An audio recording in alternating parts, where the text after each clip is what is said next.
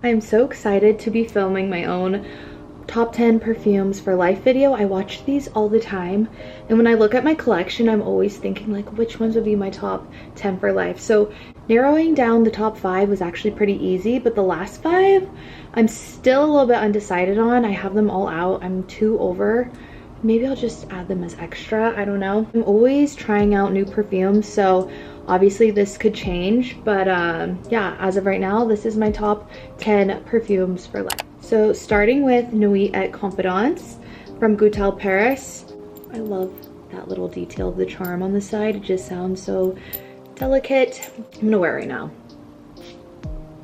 The spray on it is so good too. Okay. This to me is the perfect like sweet vanilla and floral perfume. It has white floral, tonka bean, and bergamot, which makes it like a little bit more airy. Oh my gosh, it's so good. It's a super vanilla dominant perfume, but the white florals just make it a little bit more complex and feminine. I like to wear this the most in the fall and in the winter, but you could really wear it all year round.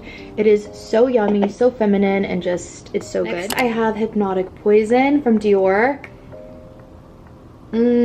This one seems to be somewhat polarizing in the perfume community, just because some people think it's so sweet, almost like Play-Doh, and I love it. It's a super almond dominant perfume that smells so good in the cold. So this has vanilla, sandalwood, and almond. It's just like a super almondy vanilla perfume. I love how this smells on a super crisp cold day, ideally in the snow, which I'm never in the snow, but if I was, this is for sure what I would wear. Whenever I wear this, I'm just constantly smelling myself, and it's so comforting, and I love wearing it with like a really cozy sweater. If you're a vanilla lover and you want something super sweet that's different than anything else in your collection, definitely try this one out or go get your nose on it in the store. It's so good. Of course, I had to have Baccarat Rouge 540. I know there's a million flankers of this, but it's just such a classic and a staple. I feel like if you're into perfume, to me it almost reminds me of like a really refined woody spun sugar. I love how strange but beautiful this perfume is.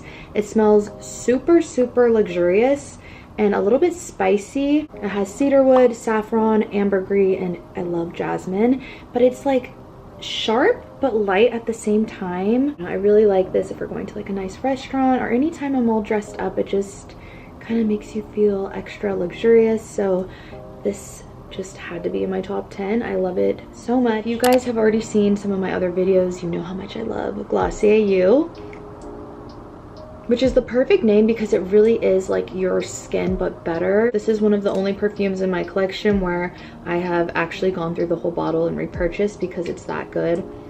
It is by far my most complimented perfume in my collection, mainly because I use it to mix with my other fragrances. So this has ambrette, pink pepper, ambroxan, and iris, and I'm telling you, it's something about ambroxan that just draws people in. If you wear anything, if you have a favorite perfume and you mix it with ambroxan, I'm telling you, you will get compliments. It's so good in the summer, mixing it with any tropical or fruity fragrance to really just make it smell a lot more luxurious and elevated. It's a little bit floral, it's a little bit powdery.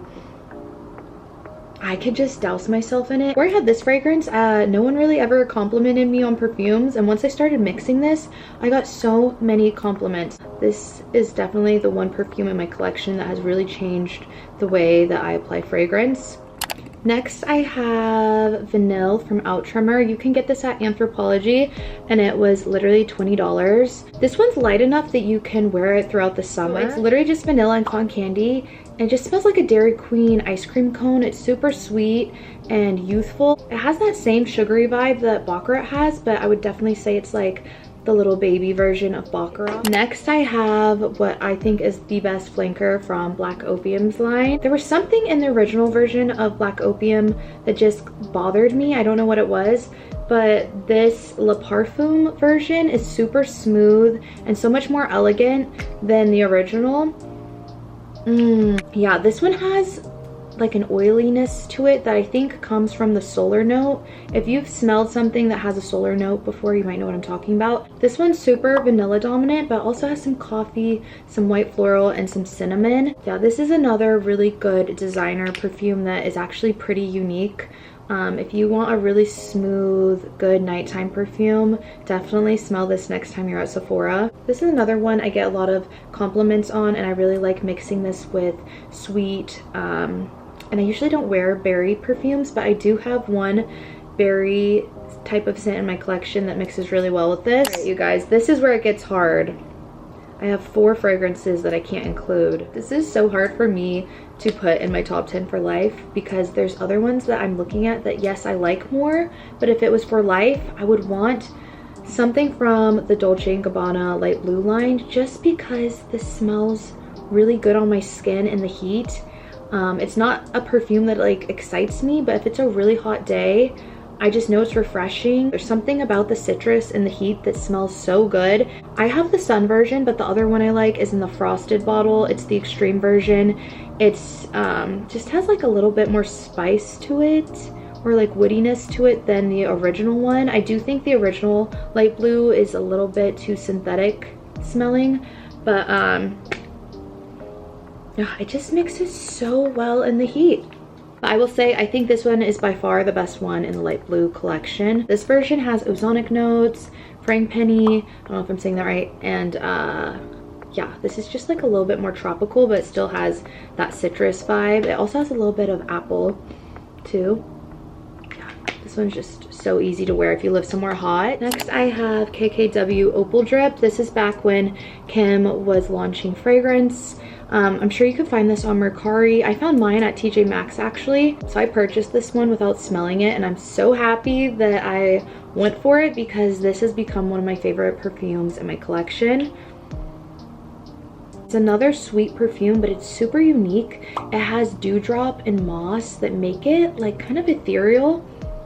I'm gonna spray this too. I'm gonna smell so good after this video. Yeah, there's something plasticky about this.